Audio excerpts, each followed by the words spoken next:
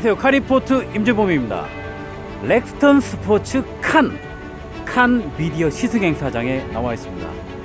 칸이 좀 더 커졌습니다. 렉스턴 스포츠에서 길이가 좀 더 커졌습니다. 휠베이스도 늘어났어요.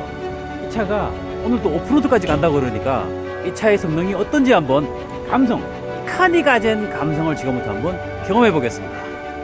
두두두두.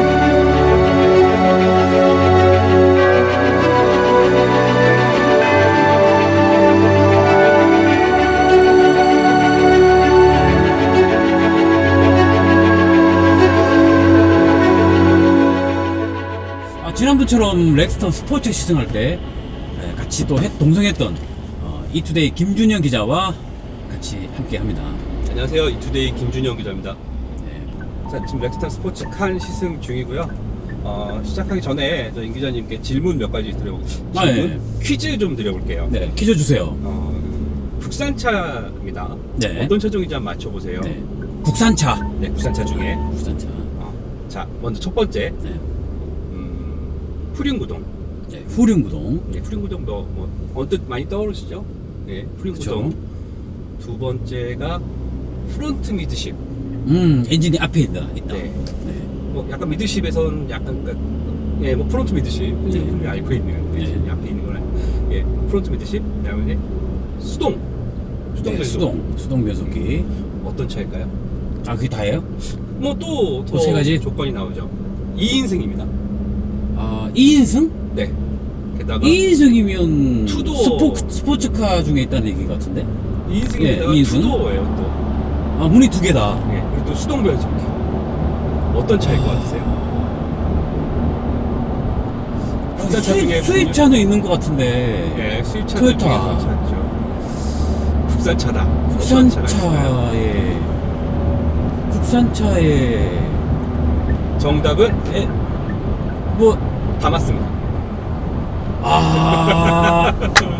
다마스. 다마스. 다마스. 비슷하게 뭐 3인승이긴 하지만 포터나 뭐 봉고도 있죠. 그렇죠. 봉고도 있죠. 근데 우리가 흔히 알기로는 우리가 좋아하는 모든 조건을 다 가지고 있잖아요. 그렇죠. 투도어에 2인승에 수동 기어에 후륜 구동에 뭐 완전히 미드십은 아니지만 프론트 미드십 구성에 우리가 좋아하는 흔히 자동차 매니아들이 좋아할 만한 모든 조건을 다 가지고 있습니다. 그럼에도 불구하고 다마스라는 차를 우리가 뭐 자동차를 평가할 때 살짝 좀 폄하하는 경향이 있어요. 경사용차다 보니까. 그렇죠. 이런 말씀 드린 이유가 뭐냐면 모든 자동차는 사실 공장에서 빠져나올 때는 누군가에게는 꿈이었잖아요. 그렇죠. 벤틀리 플라잉 스포도 마찬가지고 청공장에서 나오는 다마스도 마찬가지고 뭐 자영업을 목표로 하시는 분은 내가 다마스를 타고서 많은 돈을 벌어서 꼭 성공해야지 라는 꿈이 있잖아요. 네. 모든 차들은 누군가에게는 꿈이었잖아요. 네.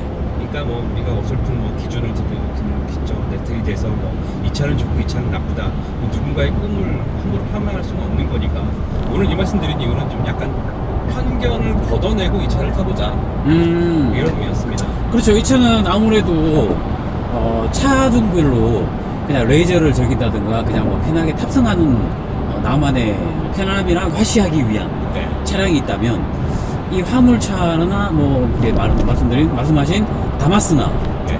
포터나 뭐 이런 차 같은 경우에는 돈을 벌어주는 차잖아요. 그렇죠. 그렇죠. 아무래도 생계와 연관된 차라고 할 수 있죠. 적지 않은 길이를 들린 렉스턴 스포츠 칸의 경우에 좀 더 이 범용보다는 좀 더 전용적으로 좀 이동을 한 모델이라고 볼 수 있죠. 생각보다는 괜찮게 나왔다. 튜닝을 한 차들이 많이 나왔잖아요. 네. 가슴이 차도 괜찮겠다라는 생각이 들었어요. 한 대쯤 갖고 있으면 좋겠다. 좋겠다. 예. 그런 생각이 들었어요. 많은 분들이 세컨카로 네. 한 대쯤 갖고 있으면 좋겠다 싶은 생각들 하실 거예요. 네. 렉스턴 스포츠 칸 같은 경우에 이번에 좀 가장 좀 특이했던 게 리프 스프링이 달려 있어요. 그렇죠. 이 차 두 개, 그렇죠. 리프 스프링이랑 파이브 링크, 코일 스프링이네. 코일 스프링. 어떻게 보면 이 코일 스프링이 리프 스프링하고 비교를 했을 때 승차감이 좋은 걸로 이렇게 알려져 있으면서 최근에 많은 SUV들이 코일 스프링을 쓰고 리프 스프링을 쓰는 SUV는 제 기억으로는 갤로퍼가 마지막이었던 것 같은데 사실 리프 스프링이 좀 폄하가 돼 있는 거는 맞는 것 같아요. 그러니까 같은 동일한 차대에서 옵션에 따라서 어떤 차종은 5링크에 코일 스프링을 쓰고 어떤 차종은 양쪽에 리프 스프링을 달고 있는데 우리가 리프 스프링 그러면 그러니까 흔히 말하는 판 스프링, 판 스프링. 이 판 스프링이 이렇게 화물차에 주로 쓰다 보니까 좀 판 스프링에 대한 폄하를 좀 많이 하시는 것 같아요. 근데 오늘 지금 시작하면서부터 편견을 좀 걷어내자라고 얘기했던 게 지금은 저희가 코일 스프링을 타고 시승을 하고 있습니다만 5링크. 예, 반환점에서 이제 리프 스프링 차를 타고 다시 돌아올 예정인데 좀 편견을 좀 걷어내자 이랬으면 좋겠어요. 리프 스프링이 그닥 이제 우리가 흔히 생각하는 이거 화물차, 싼 차 이렇게 생각할 수밖에 하고 있는데 그것도 어떻게 보면 편견 중에 하나거든요. 그렇죠. 솔직히 그냥 판 스프링으로 할게요. 판 스프링 같은 경우는 코일 스프링보다 단가가 더 비싸잖아요. 맞죠? 네. 정확히 알고 계시네요. 네. 더 비싼데 차 그 견적서를 보면 그 차 가격표를 보면 더 판 싸게. 스프링이 더 싸요. 네, 그 이유 설명해 드릴게요. 네. 코일 스프링 사실 지금 좌우에 동그란 코일 모양으로 스프링이 차축 위에 얹어져 있는데 이 스프링 자체만으로 보면 소비자가를 해봐야 죄송합니다. 시끄러워. 코일 스프링 자체만으로 보면 몇만 원 하지 않아요. 네. 5, 6만 원이면 양쪽을 한 조를 교환을 할 수가 있는데 리프 스프링 같은 경우에는 뭐 차종별로 조금씩 차이가 나고 지금 렉스턴 스포츠카의 경우에 얼마가 책정되어 있는지 정확히 모르는데 보통 한 2, 30만 원 정도 하는 리프 스프링들이 많거든요. 네. 현대차 스타렉스, 그랜드 스타렉스도 리프 스프링을 쓰고 있는데 스프링 자체만으로 보면 리프 스프링이 비싼데 왜 이게 싼 차, 좀 화물차로 좀 폄하를 받느냐면 이건 이미지인 것 같아요. 사실 근데 코일 스프링이 더 비쌀 수밖에 없는 이유가 스프링 자체만으로는 판 스프링보다는 가격이 싼데 네. 코일 스프링은 말 그대로 코일입니다. 눌렀다가 바운싱해서 올라오면 이 바운싱은 리프 스프링보다 훨씬 유리한데 코일 스프링은 어디로 튈지 모른다는 거죠. 왼쪽입니다. 어디로 튈지 모른다는 거죠. 그러다 보니까 이 코일 스프링이 원래 들어가기 바운싱 원래 위치로 돌아오게끔 만들려고 여러 가지 링크를 걸어야 돼요. 그렇죠. 예, 그 링크가 포함된 가격이 제조 원가로 따지면 리프 스프링은 그 자체가 링크이기 때문에 스프링만 가지고도 링크의 역할을 하지만 코일 스프링은 코일 스프링 하나로만으로 링크 역할을 못하기 때문에 다른 링크가 더 필요한 거죠. 그래서 그렇죠. 링크가 3개면 3링크, 이 차처럼 링크가 5개면 5링크 이렇게 얘기를 하는 거죠. 그래서 링크가 어디에 달려있냐면 차축에 이렇게 있으면 코일 스프링이 좌우에 달려있고 이 양쪽에 트레일링함이 있으면서 또 중간쯤에는 도큐로드라고 작은 것도 맞물려 있고요. 그리고 또 이 차가 지금 프레임 차종이잖아요. 그렇죠.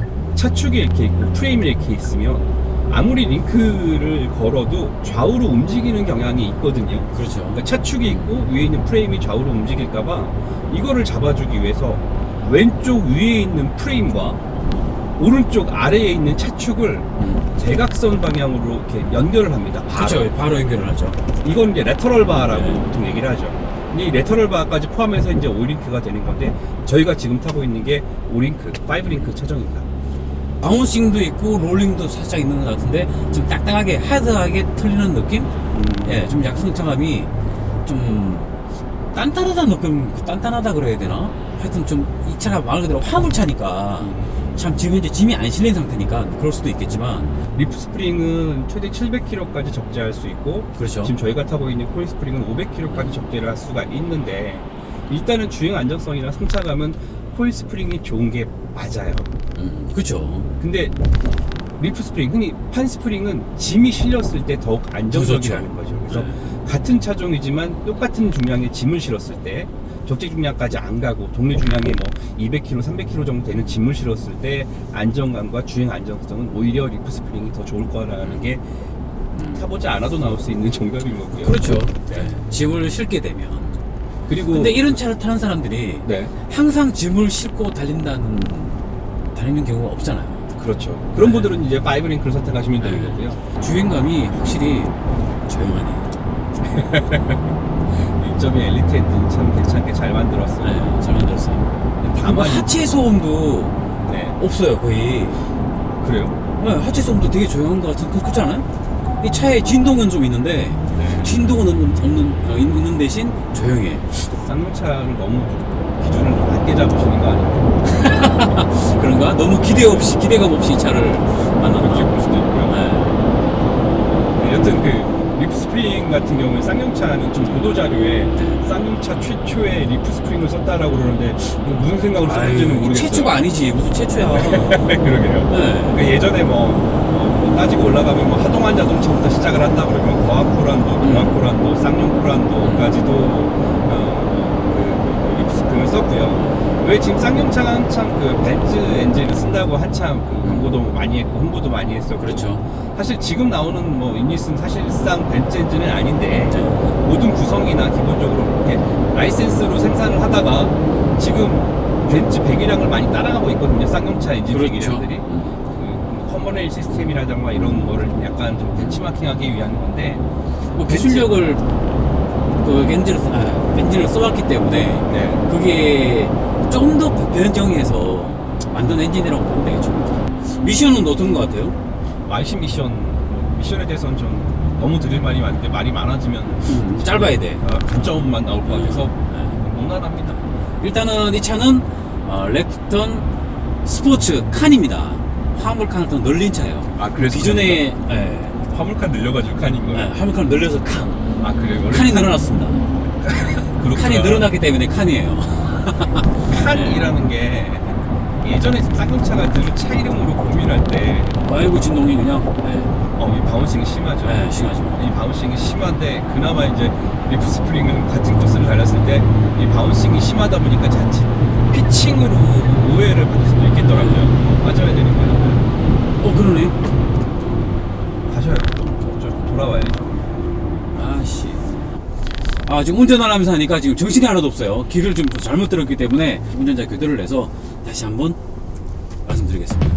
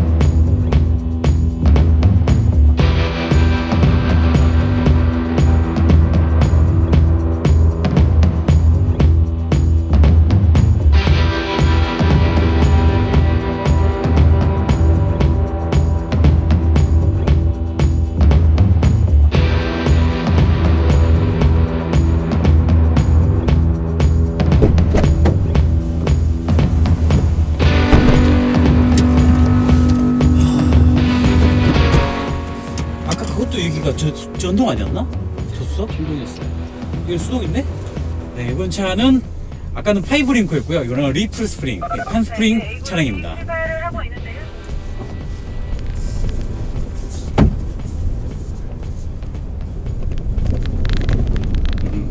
짐을 뒤에 실었을 때와 안 실었을 때 차이가 굉장히 클 걸로 보이는데요. 이 차는 지금 실려있죠? 아니 안 실렸어요. 실려있던 위에 저 무게가 90kg 된다고 그러는데? 아, 저거. 좌회전입니다. 리프 스프링이긴 한데 약간 구조가 지금 저희가 리프 스프링 차를 만나보죠. 최근에 별로 없어서 지금 양산차 중에 뭐 대형 상용차를 제외하고서는 리프 스프링 쓰는 차가 이제 그랜드 스타렉스 정도였잖아요. 그쵸. 그 이전에는 뭐 쌍용차에서는 가장 마지막 차종이 이스타나가 신기한 게 그 리프 스프링이 스프링 구조가 흔히 판 스프링이라고 얘기를 하면 판 스프링은 이제 좀 업로드로 올랐습니다. 가장 긴 철판 하나가 모판이라고 하거든요. 그 모판에다가 지금 5장짜리를 겹쳐놨는데 이스타나 같은 경우에는 이게 그냥 모판 한 장만 있는 스프링이었어요. 근데 지금 그때하고는 물론 같은 리프 스프링, 판 스프링이어도 좀 구조적으로 많이 유리한 상황이긴 한데 이게 판이 한 3장? 3장이라고 그랬죠? 5장입니다. 5장? 잘 모르시더라고요. 아까 3장이라고 아까 얘기하더라고요. 제가 세보니까 5장이더라고요. 근데 이 리프 스프링이 짐을 많이 실었을 때는 코일 스프링보다 훨씬 유리하고요. 같은 하중을 지속적으로 실었을 때의 내구성, 적하 하중이 동일하다 그러면 코일 스프링은 금방 그 탄성이 죽어 들어가는데 리프 스프링은 좀 그거보다는 훨씬 덜하니까 내구성 측면에서 한결 유리한 거죠. 그러니까 사람이 많이 탄다든가 아니면 짐을 많이 싣는 차의 경우는 아무래도 판 스프링이 셀 수밖에 없는. 근데 아까도 말씀드렸지만 판 스프링의 가격이 코일 스프링보다 더 비싸요. 네. 판 스프링은 자체적으로 스프링도 하지만 링크의 기능도 하고 있기 때문에 유리한 거고, 코일 스프링은 스프링 가격만 따져보면 좀 싼데 판 스프링에 없는 뭐 갖가지 링크나 암이나 이런 게 많다 보니까 뭐 당장 이 차만 해도 코일 스프링이지만 지금 판 스프링이지만 지금 다른 링크가 없는 상황이거든요. 근데 아까 우리가 오전에 탔던 코일 스프링 같은 경우에는 트레일링암, 도큐로드, 그다음에 양쪽 차축과 프레임을 연결하는 뭐 레터럴 로드 이런 것까지 전부 다 포함해서 링크가 많이 들어가는데, 그 링크를 포함해야 되니까 링크까지 포함하면 가격이 올라가는 거죠. 지금 아까랑 승차감이 지금 온로드에서는 거의 뭐 별 차이를 못 느끼고 솔직히. 바운싱은 조금 빠릅니다. 바운싱은, 코일보다 바운싱은 좀 빠른데, 지금 이 롤센터가 좌우로 지금 움직이고 있거든요. 근데 지금 이 차에 위에 뒤에 적재함 위에 캐리어를 얹고 거기에 지금 이동식 텐트가 설치가 돼 있어요. 그래서 지금 이것 때문에 지금 롤이 좀 커 보이는 거 아닌가 싶기도 하거든요. 이게 무게가 얼마라고요? 이게 그 전무게가 아까 60kg 정도 된다고 했으니까 뭐 사람 한 명 정도게? 근데 사람 하나가 이렇게 뒷자리에 타 있는 것과 사람 하나가 지붕에서 로프 캐리어를 붙잡고 있는 건 엄청 큰 차이가 있거든요. 예, 지금. 그래서 지금 좌우 롤이 오전에 탔던 코일보다 지금 좀 더 심한 상태거든요. 근데 이게 지금 약간 피칭으로 느껴질 정도로 뒤에 바운싱이 세요. 잠시만 보겠습니다. 예, 세요. 브레이킹 했을 때 피칭이 좀 어느 정도인지 한번 보고 싶은데, 보시길. 하나, 둘, 셋. 있어요. 피칭이 좀 있는데 이게 뒤에가 떠야 될 상황인데 저 무게가 지금 누르고 있는 것 같아요. 이거 쌍용차가 시승 행사를 하면서 이 판스프링에 대한 그 온로드 승차감이 좀 우려가 됐는지 뒤에다가 이렇게 타이어 포함해서 갖가지 이렇게 짐을 실어 놓고서 좀 체험을 하셔라라고 하는 것 같은데, 이건 좀 마케팅 전략인 것 같기도 하고. 파이브링크보다 튀는 느낌이 바운싱이 좀 빠르죠. 빠르고 더 안정감이 있는 느낌이야. 약간 코일 스프링보다는 바운싱이 큽니다. 그리고 뒤에 적절한 무게가 실려 있으면 굉장히 안정적으로 달릴 것 같은데, 뒤에 그렇죠. 적재함이 비어 있다 그러면 나름 이거 피칭으로 여겨질 만큼, 사실 짐을 많이 실었을 때 승차감이 좋았겠지만 늘 짐을 싣고 다니는 차들이 몇이나 될까 싶어요. 그러니까요. 이 차를 사는 사람들 중에 만약에 내가 짐을 정말 항상 많이 싣고 다닌다 그러면 이 리프 스프링 체중을 사는 게 맞고요. 뭐 그냥 레저로 짐을 거의 싣고 다니는 일이 거의 없다 그러면 파이브링크로 고르는 게 좋은 선택이지 않나 생각이 듭니다. 개인적인 생각을 말씀드려도 되나요? 네. 저는 그냥 리프 스프링 말고 파이브링크 사시고, 코일 스프링이 감시력이 사라지면 스프링 교체하시면 될 것 같습니다. 하긴 뭐 스프링 값은 얼마 안 가는데 5만원. 교체 비용이 좀 드니까. 그것도 이제 노하우가 좀 쌓이면 본인이 바꿀 수도 있거든요. 본인이? 예. 근데 다만 지금 현재 온로드 주행감은 확실히 좀 차이가 있네요. 예를 들어서 노면 유철이 있으니 앞쪽 댐퍼는 좀 탄탄하니까, 예를 들어 똑같은 차를 아까 코일 스프링 달린 차들을 이렇게 렉스턴 스포츠카는 옆에서 보면 앞쪽은 일정하게 바운싱 없이 가고, 그렇죠. 뒤쪽만 좀 살짝 움직였거든요. 네. 근데 지금 현재 리프 스프링을 단 이 모델은 앞쪽은 뭐 코일 스프링을 단 파이브링크와 똑같아요. 근데 뒤쪽에 움직이는 반동이 코일 스프링보다 좀 더 세네요.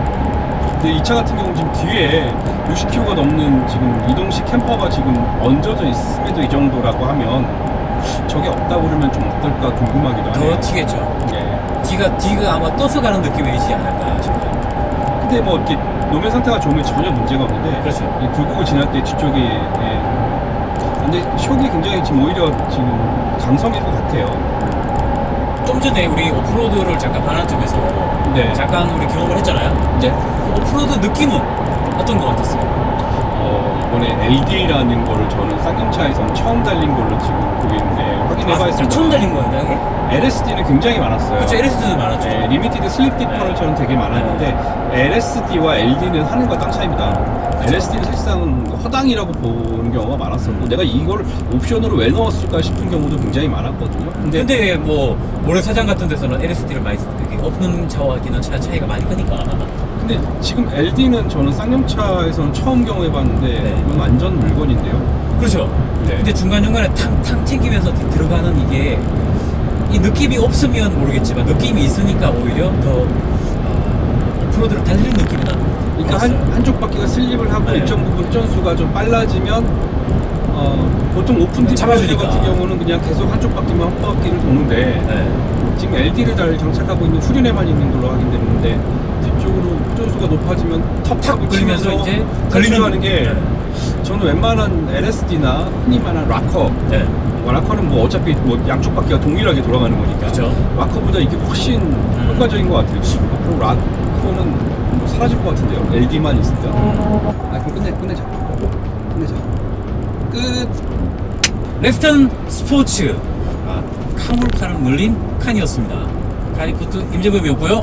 이투데이 김준영이었습니다.